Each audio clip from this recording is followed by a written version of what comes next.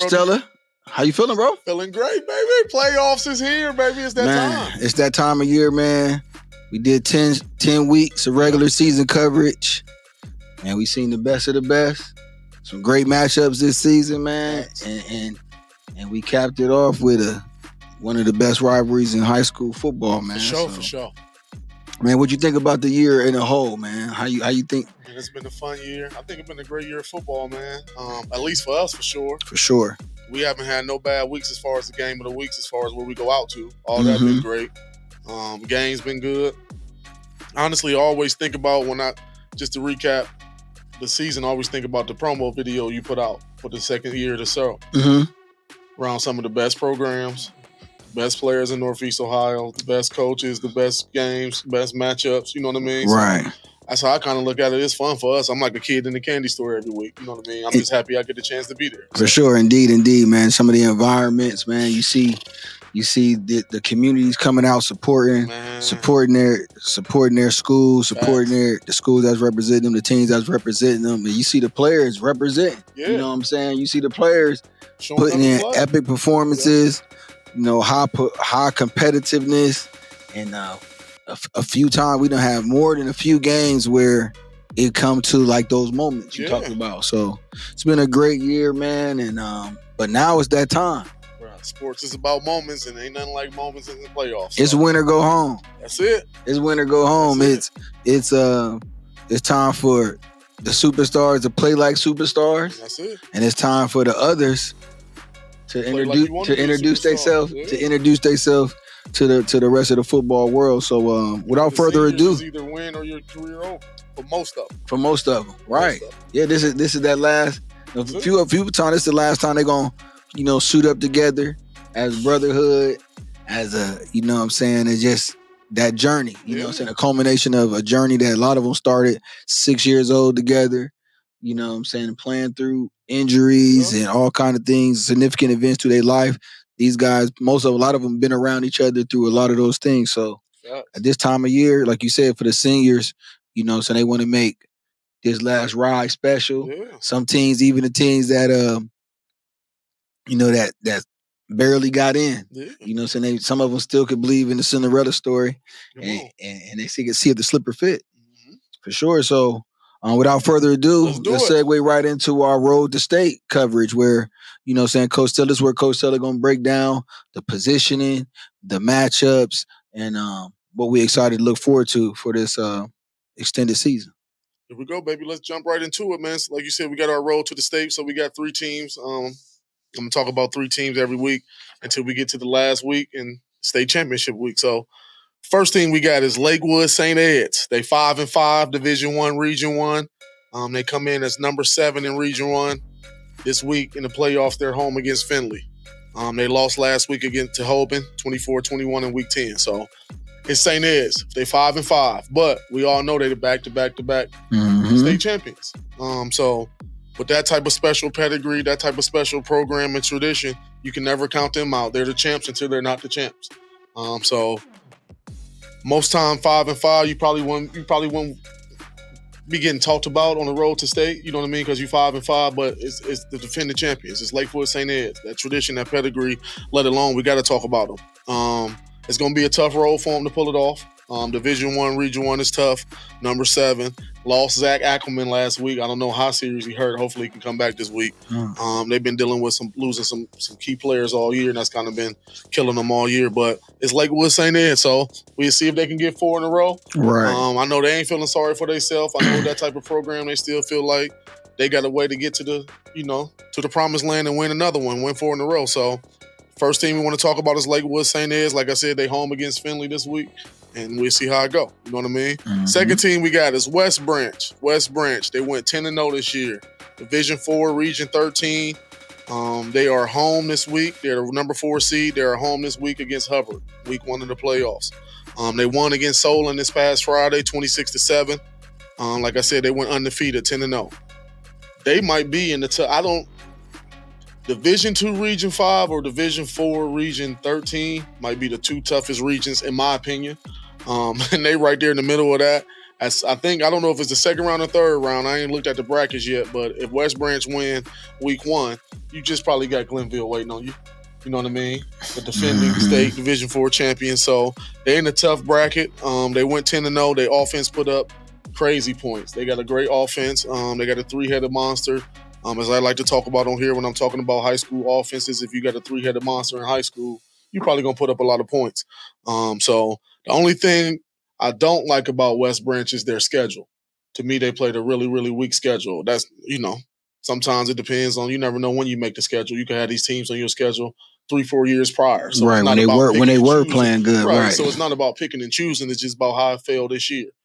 I think they only played 2 teams with a winning record this year.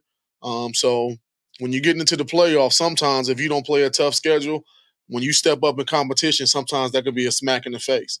Your kids can adjust by halftime, first quarter, whatever it is, and you can still win that game.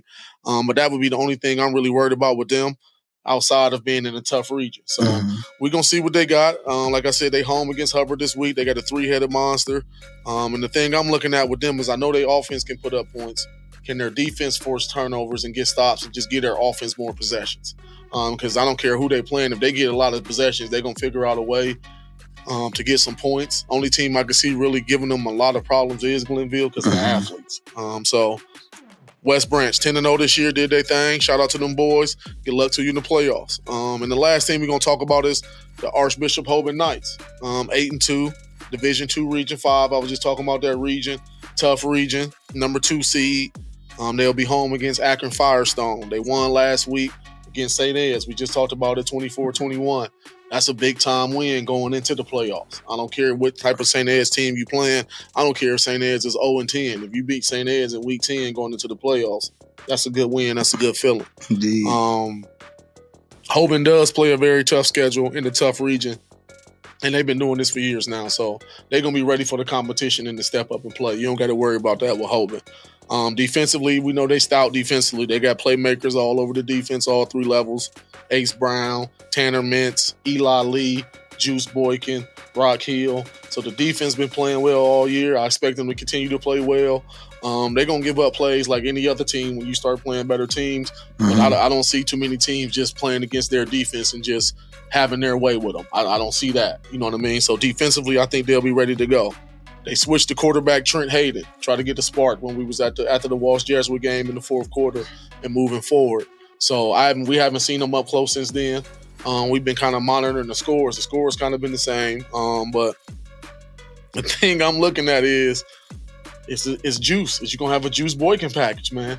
I just feel like I'm going back to it. The kid was 1 throw away from leading you to a state championship.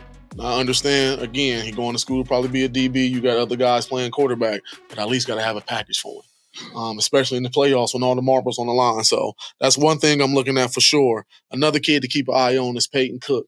The kid is explosive. He can make plays all over the field. They can figure out a way to get him the ball, get Rock the ball. Them are 2 explosive guys. If they can make plays, that makes it easier for Brayton Feaster in the backfield. Brayton already showed you he could carry the load, and especially he could close the deal on the game. If you get up 10 points, 14 points in the second half, you can get this guy the ball 15 to 20 times in the half. He'll close the door in the game, and he'll take you home. So that's the one thing I'm looking at. And can the offense just be balanced? More explosive plays and be balanced. Help the defense out, and I think it's still hoping. They still a threat. You know what I mean? Ain't too many teams in Division II, Region 5 going to be happy if they see Hoban on the other line and they got to play them to move forward. So them the 3 teams we talking about this week in the road to state: Lakewood, St. Ed's, West Branch, and Hoban. Man, how is it a luxury for Hoban to have a defense that good where you can still go? You can be in Week 1 of the playoffs trying to figure out your quarterback play and still be favored to. It's not even pressure because, the defense is actually playing that well to where, it's almost like the year that, like the Ravens. The Ravens won the Super Bowl with, and it was Trent Dilfer, our quarterback. Yep. And it's Hoban got a, how you say, they got a stick on defense for sure. Like, and then some of those players, those those playmakers, they insert them on offense too. Yeah. You see Juice Boykins, if he don't even get the quarterback package, he'll line up at wide out sometimes. So they still plug in those dynamic players on both sides of the ball. So, you know, whoever end up pitching for Hoban, Right. you know what I'm saying, they gonna still have a. That's what I'm saying. They have a plethora of so toys. they can create explosive plays. You got Rock Hill that you can still use, even though he's mostly a cornerback. You got Juice Boykin, who's mostly a defensive back. But we all seen him play quarterback last year. That you can play receiver, or you can put him at, I won't even call it a wildcat. You can just put him at quarterback. And then Peyton Cook, who got hurt a couple weeks ago, he getting his footing. That kid is a playmaker. I mean, if you can get them three dudes the ball consistently every week, that does nothing but open it up for Braden Feaster. We know what Braden can do. And he's like you said, whoever's pitching for Hoban now, the game is so much more easier for you now. And then now we can go off and score 31, 35 points efficiently without even having to do too much besides get these dudes the ball in space, especially early in the game. Strike some fear in them safeties, get them safeties out the box, get them outside linebackers reading the slots more instead of reading these tackles and feeling quick and setting the edge hard. So I'm interested to see how it play out, man, because like I said, Hoban got a stick as far as the team. Their defense definitely a stick, so it's just a matter of them coming together at the right time.